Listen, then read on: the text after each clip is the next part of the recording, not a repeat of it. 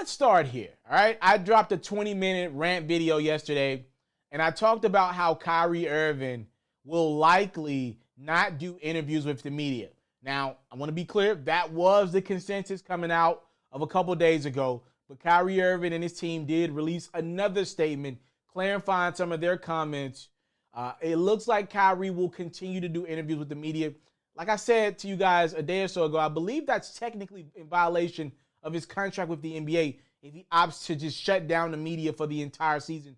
You just can't do that. There are rules to this thing. You just can't dribble a ball and collect a paycheck. There are other things that go into being a professional basketball player, like growing the game. But again, this is a fair platform. Some people were hard on me. They said I was a little too hard on Kyrie Irving. And look, if I can dish it out, I got to be able to take it.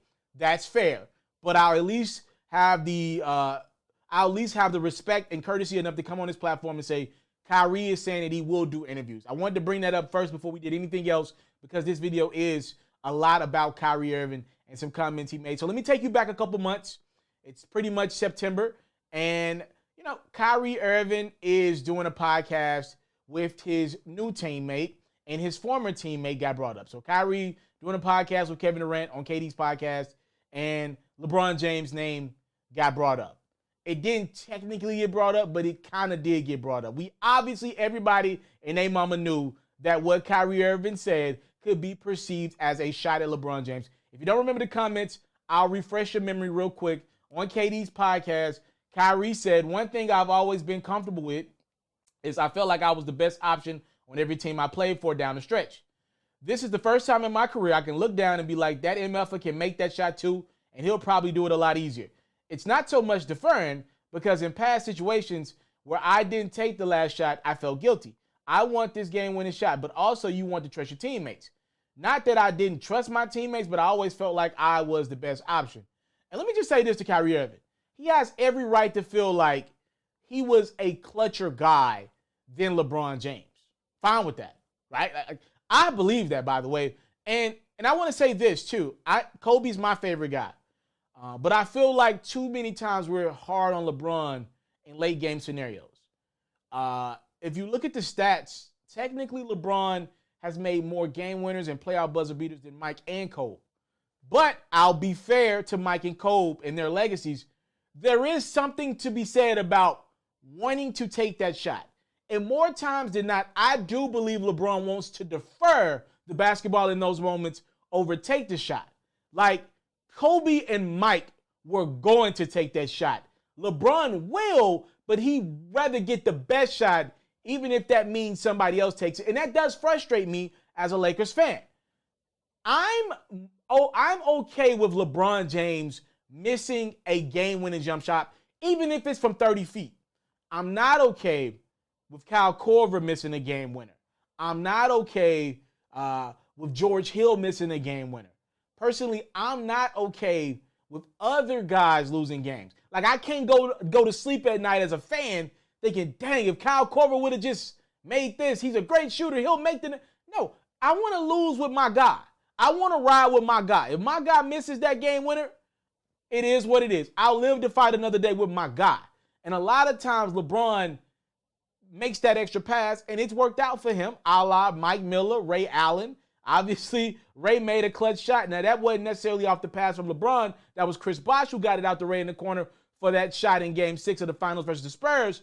But again, the premise still remains LeBron has never had an issue with guys outside of him taking and making the big shot till Kyrie Irving made the biggest of all shots in the 2016 NBA Finals. But I do think there's a way to get your point across without being disrespectful to LeBron. And I felt like Kyrie Irving, like he does a lot of times when he speaks, I felt like he missed the mark. Like, you could be number one, but you had a bad dude as number two from a clutch standpoint. And LeBron was clearly the best player on that team. So, Kyrie, I just kind of want to put this out there. Minutes 1 through 47 did matter. And they do matter in a basketball game. You got to get to minute 48 first. And that guy you played alongside with that wear number 23 in Cleveland, he's one of the best ever to do it in minutes 1 through 47. All right? So, like, let's be clear. To me, there's got to be a level of respect put on the name of LeBron James. And I just didn't think Kyrie Irving did that in that podcast with Kevin Durant. And then especially the timing of that interview dropping, it was right before game 2 of the finals, Lakers versus Heat. I mean, come on. Y'all couldn't wait a couple days to drop the pod till the finals was over. You're going to do that while you're sitting at the crib another season with you unable to be available for your team at the end of it. You're talking to a guy who's been unavailable for his team essentially for the last postseasons, and you're talking about a guy who literally has been available for his team more than anyone in NBA history has. Like, he's in the finals while you're talking about him taking jabs at him, and you're sitting at the crib. Matter of fact, you actually missed a finals that could have gave your second ring and LeBron his, I guess, for all intents and purposes, looking back on it, this could now be ring 5 for LeBron, if you remember back in the 2015 NBA Finals. But, hey, Kyrie said what he said. Now we got a response from LeBron. If you have not checked out that Road Tripping podcast with Richard Jefferson, Channing Frye, and their host as well, I forgot her name. Please excuse me for that. It's a pretty decent podcast. I thought they asked LeBron the questions that we wanted to know. They just did it in a friendly, goofy way. They're friends of his. And I want to read to you guys what LeBron had to say in response to Kyrie's comments. A lot of people want to know, what did he say?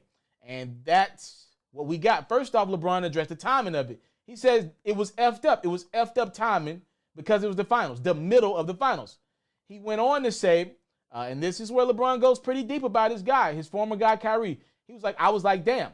Once I got the whole transcript, I was like, damn. I wasn't like, oh, you tripping. I've hit game-winning shots my whole life. I was not like that. I was like, damn, because I played with Kyrie for 3 seasons. The whole time when I was there, I only wanted to see him be an MVP of our league. I only cared about his success, and it just didn't align. It just didn't align, and we were able to win a championship. That's the craziest thing. We were still able to win a championship, and we could never align. But I only cared about his well-being, both on and off the court, and it kind of hurt me a little bit. And that is essentially what LeBron said about Kyrie Irving. He also went on to say, it's always been something that when I've been in the finals, that comes something out there trying to distract me from my mission. So I was already ready for it this time around. I've always been prepared to know that there's going to be something said or done and knock me off my mission.